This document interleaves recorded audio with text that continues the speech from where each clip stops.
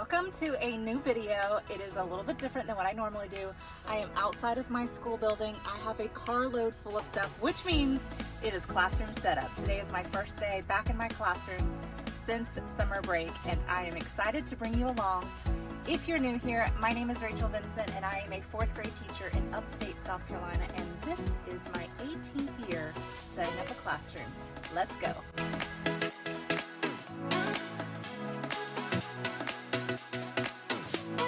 After bringing in all of the stuff that I had gathered over the summer, I wanted to give you a quick look at what the classroom looked like before I start moving things. Everything was exactly how the custodians left it after cleaning over the summer. And so the first thing on my to-do list is to start moving furniture into place. And one of the things I do that helps with that is I number my furniture pieces and then the wall where it goes. And generally, the custodians will get the pieces back there. It might not be exact, but at least it's close enough to where it's easy to move things into place.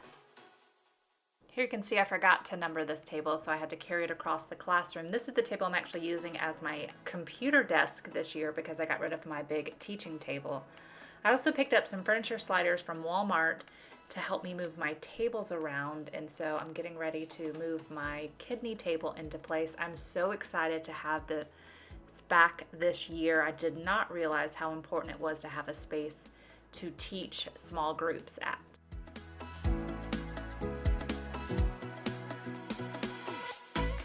Another thing I like to do is bring in a trash bag from home so that I have a place to collect trash. The custodians aren't always around in order to make sure they pick up the trash. A lot of the trash is just tape and labels from making sure all the furniture gets back. And then I test out to make sure that my table and my new desk are in the right places for me. Next, I move on to the tables. I just put furniture pads under 2 legs because I know I can lift the other end. I normally have 5 rectangular tables and 1 round table.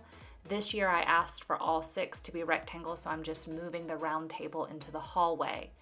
And at this point, my coworker came in and we started chatting a bit, and then she helped me to take my tables that were stacked on top of each other down. And so I'm just moving the tables all into their spots. I have table signs that were still hanging in the classroom, and this helped me to put my tables back into place.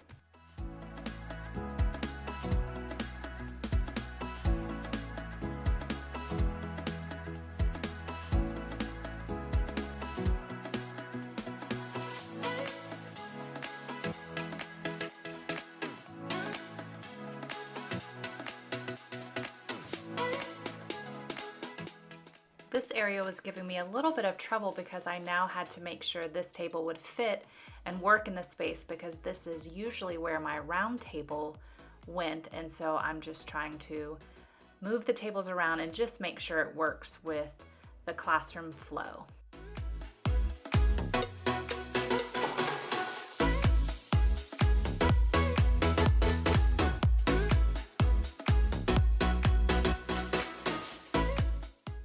I even try moving my kidney table over. A lot of classroom setup that first day is just moving furniture and standing back to see if it will work, thinking through the space and the flow of traffic.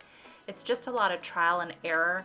I'm also counting the spaces to make sure I have enough seating for 26 students, and then I check to make sure there's enough space for students when they push their chairs back.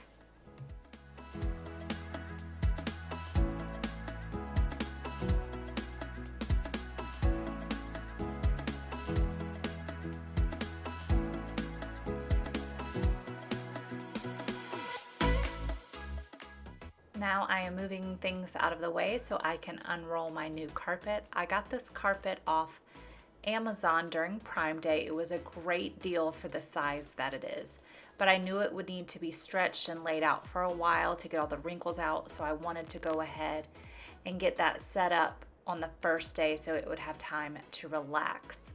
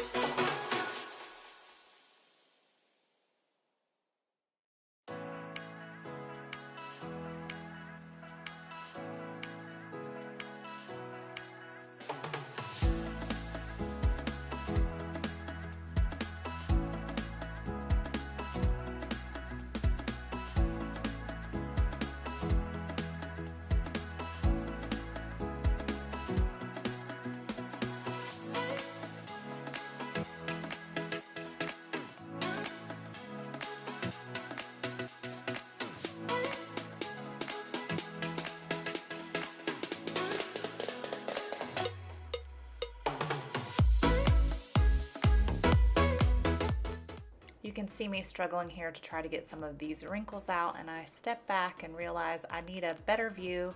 So I go to the back of the classroom to try and figure out that it needs to be a little more centered with the board. So I slide it over and then I move my couch back into place. And this is where the frustration really starts to come, because I realize that the way our old classroom setup is not centered with our new Promethean board. Here's a better look. The couch is centered with the new Promethean board, but it does not match how my old tables were set up. And I set up my old tables based on the table signs that I've had hanging forever. And so it's just not gonna work. So at this point, I turn the camera off and just do some brainstorming and move the tables again, as you can see here. But I didn't like the way this was working with the couch being centered now on the Promethean board. It was really blocking the flow of traffic. Everything else was working. I liked the spacing of the tables, except the couch. It just wasn't going to work. So I decided to work on setting up my area because I was beyond frustrated at this point. I store a lot of my drawers and boxes in the cubbies over the summer, so I'm just moving them back to my area here. And then I realized that the shelf is dusty and needs to be cleaned. I may not be the best at dusting shelves during the school year, but I at least want to start off the year with them cleaned. So I'm taking them all back off and grabbing some wipes so I can clean off the shelves so that we will start with a fresh, clean space. I decide that while I'm at it, I'll go ahead and wipe down my drawers. These drawers keep a lot of stuff that I need to access easily, and some of the labels have changed actually every year, and I'm going to be changing them again, but they are a really good use and easy way to organize things. Now that everything is cleaned off, I can move them back into place. Next, I decide to move on to setting up my technology. I have more that goes onto my shelf, but with getting rid of my teacher desk, I needed to figure out a different way of setting up some of the things that were formerly in my desk, and I didn't have everything I needed for that. So here I am just wiping things down and realize that this table doesn't fit, so I have to move the shelf over. My custodians did a great job of putting the furniture back according to the numbers that I posted in the room, but they don't know exactly what I use each thing for. So my goal with the numbers is always to get it close enough, and so sliding the shelf down a few inches is much better than having to slide it across the room. I'm just wiping things down, and then I get all the cables and the telephone because everything is connected to each other. One thing I highly recommend is recording all your technology setup before you unhook it at the end of the year. That's what I was doing there on my phone, watching the video of how to hook all the cables and wires back up. I'm wiping down the cords and everything just to make sure everything is clean before I start hooking them up. And then I go and grab my teacher toolbox because I wanted to wrap up some of the cords. I use Velcro strips that I picked up from the Dollar Tree a couple years ago. You could also use zip ties, but just things to make sure that everything's neat and tidy behind there. I feel like this is the part of classroom setup that not a lot of teachers talk about. Things don't always go well. I have everything connected here, but my phone is still not working. And so I'm not sure why, and I just decided to move on and hopefully I can figure it out later. At this point, I decide to take a break from everything, turn the camera off, and just stare at my room for a bit to figure out where the couch is going to go. I moved the couch over where those two tan bookshelves are, but there was just not enough room for traffic flow. So I moved it to the back of the classroom by the library bookshelves. I don't love it back there, but I think it's just going to have to work that way. And then I pushed the tables together to make 3 long groups, which leaves me space over here by my small groups.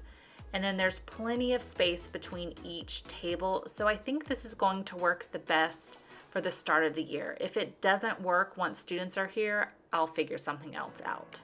Next, I start creating my zones. Each table is a designated place for things to go. This way, as I'm unloading things from cabinets and bringing things in, they'll have a place to go so I can find them as I'm setting up my classroom before they go into their permanent spots. Right now, I'm just unloading things from my wagon of stuff that I either picked up over the summer or things that I brought in from home that needed to come back to school. I suggest creating zones that work for you, so I have a table of items that I know where they will go. I just need to make space for them.